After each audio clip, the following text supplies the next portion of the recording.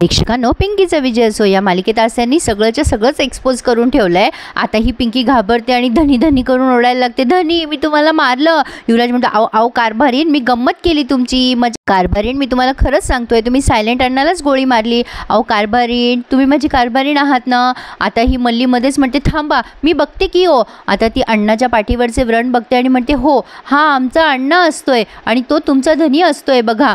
आता पिंकी युवराजला जवळ घेते आणि खूप साऱ्या त्याच्या काय सांगू आता, आणि त्याला मिठी मारते आणि म्हणते, धनी धनी तुम्हाला काही नाही ना झालं, मी किती घाबरले होते। आता त्याला चापटही मारते। मल्ली या दोघांचं प्रेम बघून खूप खुश होते आणि तिला दुःखही वाटतंय की तिचं प्रेम तिच्यापासून दुरावलंय। आता इकडे सायलेंट अण्णा शुद्धीवर यायचा प्रयत्न करत असतो। मग आता ही मल्ली म्हणते, आओ आओ अण्णा जिवंत असतो की हो, बघा ना। आता ही पिंकी म्हणते, धनी मी इनामदार साहेबांना सांगितलं होतं हे सगळं फोन करून, मल्ली तू काळजी नको करूस, आता पोलीस येतच असतील थोड्या वेळात। आणि काय इतक्यात पोलीस आले सुद्धा आणि त्या अण्णाच्या बॉडीला बघून म्हणताय, म्हणजे अण्णा जिवंतच आहे, तर आता त्याला बघून म्हणताय की अरे बापरे, याच्यातला युवराज साहेब कोण आणि अण्णा कोण, म्हणजे हा गुंड, अरे बापरे ओळखूच येत नाहीये। पिंकी म्हणते, ते इन्स्पेक्टर साहेब हा जखमी होऊन पडलाय ना, तो अण्णा आहे, ह्याला आपण लवकरात लवकर हॉस्पिटलमध्ये नेऊया। ही मल्ली साहेब अण्णाची बायको आहे, आपण याच्यावर लवकरात लवकर उपचार सुरू करूयात। आता इनामदार साहेब आणि पोलीस म्हणतात, चला आपण याला हॉस्पिटलमध्ये घेऊन जाऊयात आणि मॅडम तुम्ही चला पोलीस स्टेशनला।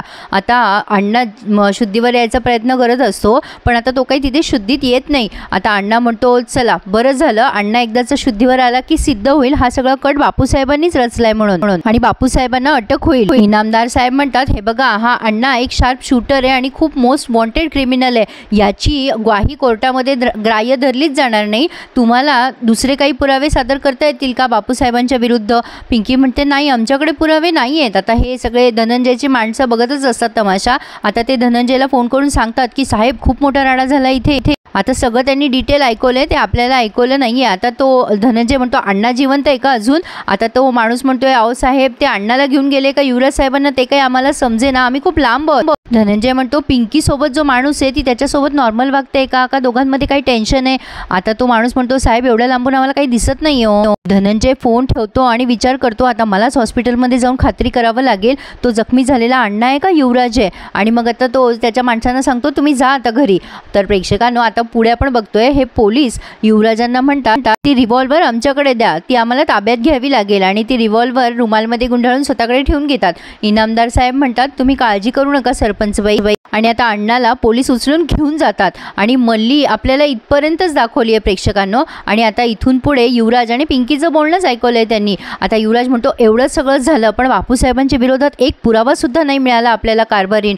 बापूसाहेब नुसते राजरोजपणे फिरतायत बाहेर, एवढे गुन्हे केले तरी सुद्धा मोकाटच फिरतायत। आता पिंकी म्हणते, धनी तुम्ही काळजी करू नका, आपण पुरावे शोधू, त्यांनी आपल्याला जीवे मारायचा प्रयत्न केलाय, काही ना काही पुरावे मिळतीलच आणि बापूसाहेब पकडले जातीलच। युवराज म्हणतो, आओ कारभारीण, बापूसाहेबांना काहीही करू शकत नाही आपण, राक्षसाला लाजवतील ना अशी माणसं आहेत ते। तुम्हाला सांगू लागलो मी सरकारवाड्यात आपण नको राहूया, तुम्ही माझं ऐकतच नाहीये, आता तरी शाण्यासारख्या वागा। पिंकी म्हणते, तुम्ही म्हणताय ते बरोबर आहे धनी, बापूसाहेबांना सरळ करण्यात काही अर्थच नाहीये। काय आहे ना धनी, शेवटी त्या घरातली माणसं ही आपलीच माणसं आहेत, जीवाभावाची माणसं आहेत, त्यांना सोडून कसं जायचं आपण? आणि सासूबाईंना काय माहिती की अण्णाला आणलेलं आहे म्हणून बापूसाहेबांनी तेही तुम्हाला जीवे मारायला? खरं तर माहीत नाहीये सुशीलाबाईंना, पण सुशीलाबाई काही एवढ्या धुतल्या तांदळासारख्या नाही आहेत। पिंकी म्हणते, त्यांना काय माहिती की त्यांनी पोटच्या पोराला जीवे मारायचा प्रयत्न केला? सासूबाईंना या संदर्भात काहीच माहिती नाहीये धनी, बापूसाहेबांना ही शिक्षा व्हायलाच हवी। बापूसाहेब वापर करताय सासूबाईंचा त्यांच्या राजकीय स्वार्थासाठी। धनी हे सगळं थांबायला हवं, प्रेम नीती निष्ठा यापेक्षा सत्ता वरचढ असूच शकत नाही। आता ही आपली लढाई आहे, विचार करा धनी, बापूसाहेबांना जर आपण मोकळं सोडलं ना तर ते अनेकांचे आयुष्य बर्बाद करतील, गावाच्या गावं बेचिराग करतील। ते हे गाव माझं आहे, ही माणसं माझी धनी, मला मान्य आहे ते तुमचे वडील आहेत आणि माझे सासरे आहेत, पण त्यांचं स्थान इथे समाजात नाहीये, त्यांचं स्थान हे तुरुंगातच आहे। युवराज म्हणतो, पण हे सिद्ध कोण करणार, आम्ही का तो अण्णा? तेव्हा पिंकी म्हणते, धनी मला सांगा तुम्ही एवढी बरोबर ऍक्टिंग कशी काय केली हो त्या अण्णाची? युवराज म्हणतो, त्याआधी तुम्ही आम्हाला सांगा की तुम्ही बरोबर गोळी कसं काय झाडली त्या अण्णावरती, तुम्हाला कसं काय लक्षात आलं कोण अण्णा आहे आणि कोण मी आहे? पिंकी म्हणते, धनी मी तुम्हाला बरोबर ओळखते, तुम्ही किती जरी रागात असला ना तरी त्रास नाही देणार कोणाला, त्यामुळे मी ओळखलं की चाकूने वार करणारा अण्णा आहे आणि तुम्ही आहे। पण काय हो धनी, तुम्हाला त्याची स्टाईल कशी कळली ते तुम्ही सांगितलं नाहीत मला. आता हे युवराज म्हणतो की मला पार्वती अम्माने सांगितलं होतं तो कसा बसतो, कसा राहतो, त्याच्या सवयी कशा आहे. आता युवराजने पुन्हा एकदा सायलेंट अन्नाची कॉपी करून दाखवली आहे पिंकीला. पिंकी, माझं नाव सायलेंट आहे, पण नादाला लागलं ना तर वायलेंट आहे. आणि सायलेंट अन्नासारखी अशी मान वाकडी करून दाखवली. पिंकी ते बघते आणि म्हणते अरे बाप रे. युवराज म्हणतो घाबरू नका हो, गंमत करतोय मी, ॲक्टिंग करू लागलो. पिंकी म्हणते धोनी तुम्ही पण ना माझ्या काळजाचं ठोका चुकवता, असं कोणी करतं का. पण काय हो धोनी, काय भारी ॲक्टिंग करता तुम्ही, एकदम हुबेहूब. पण मला तर वाटलं सायलेंट अन्नाच आहे. आता पिंकीच्या डोक्यात एक आयडियाची कल्पना आली आहे आणि मग ती युवराजला म्हणते धोनी तुम्ही तर जिनियस आहात. युवराज म्हणतो आता काय डोक्यात आलंय तुमच्या. पिंकी म्हणते अहो धोनी आता अण्णाच बापूसाहेबांना फसवेल. युवराज म्हणतो म्हणजे. आता पिंकी म्हणते अहो अण्णाच आता बापूसाहेबांना फसवेल. अण्णाने मला बापूसाहेबांनी मला मारायला आणले ना अण्णाला, मग आता बापूसाहेबांचा घात करायला आपण अण्णाचा वापर करायचा.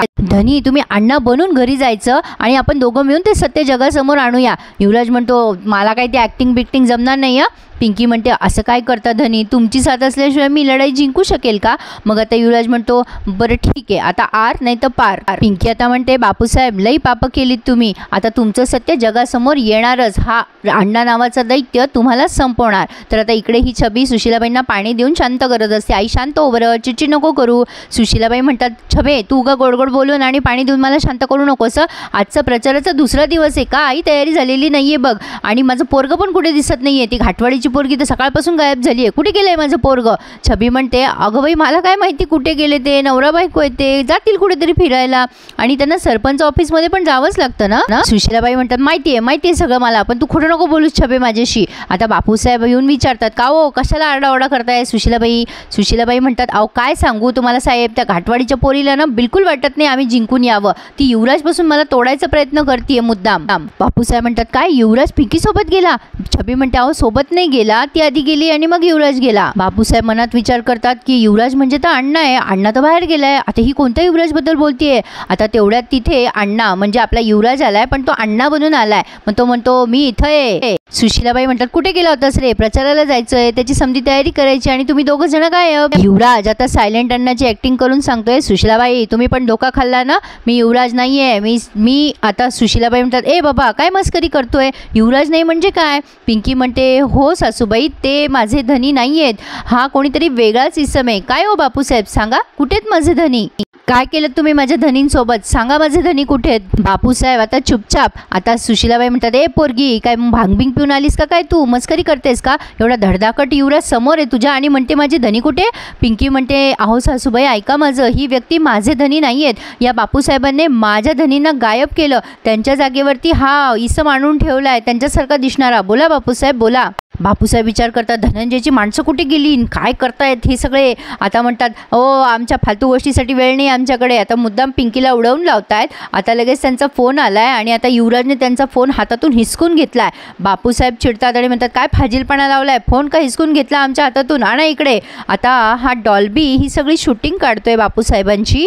आता सायलेंट अण्णा म्हणजे आपला युवराज म्हणतो गजराज धोंडे पाटील फोन मिळणार नाही तुम्हाला. बापूसाहेब म्हणतात बापाच्या हातातून फोन हिसकावतो आणि बाप आहे ना मी तुझा, गजराज धोंडे पाटील म्हणतो का मला, काय रे उरली सुरलेली लाज विकली का. बघा बघा सुशीला देवी कसे चिरंजीव झालेत तुमचे, कसे निलाजरे झाले. बापूसाहेब करून सवरून नामानिराळे झालेत असं दाखवत आहे. आता पिंकी म्हणते तुमचे चिरंजीव नाही बापूसाहेब, तो सायलेंट अण्णा आहे ज्याला तुम्ही मारायला माझी सुपारी दिली होती. आता तो पुन्हा सायलेंट अण्णाची कॉपी करतो युवराज आणि म्हणतो नाव सायलेंट आहे माझं, नादाला लागलो तर मी व्हायलेंट आहे. मध्ये मध्ये डॉल्बी शूटिंग करतोय असं त्यांनी दाखवलंय. आता बापूसाहेब म्हणतात मी कुठल्याच अण्णा गिन्नाला ओळखत नाही, काही पण सांगू नका माझ्याबद्दल. आता लगेच हा सायलेंट अण्णा म्हणजे युवराज म्हणतोय इथेच गेम करीन, खोटं बोललात तर अण्णासोबत चापलुसी नाही करायची, 2 मिनिटात सिद्ध करीन मी तुम्ही सुपारी दिली होती मला म्हणून. पिंकी म्हणत असते अहो सासूबाई माझ्यावर विश्वास ठेवा, बापूसाहेबांना विचारा धनी कुठे आहेत. सासूबाई मी हात जोडते तुमच्यापुढे, माझे धनी सुखरूप आहे एवढं जरी कळालं ना मला तरी खूप झालं.